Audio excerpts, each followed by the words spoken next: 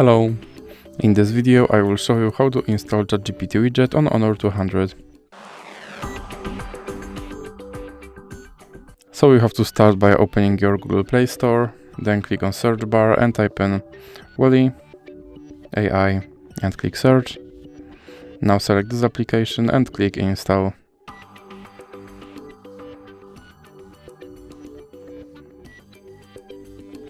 Now you can click open. And here you can click on this button to skip introduction, then click on not now and click on open permissions. Now click on AI assistant and click here to allow this app to draw over other apps. Then you can click back, now click back again and you can click start. And as you can see, here is my Chat GPT widget and you can open him and you can tell him to do something.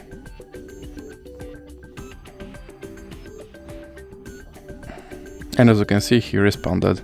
So that's it for this video. If you liked it, please remember to leave a like and subscribe.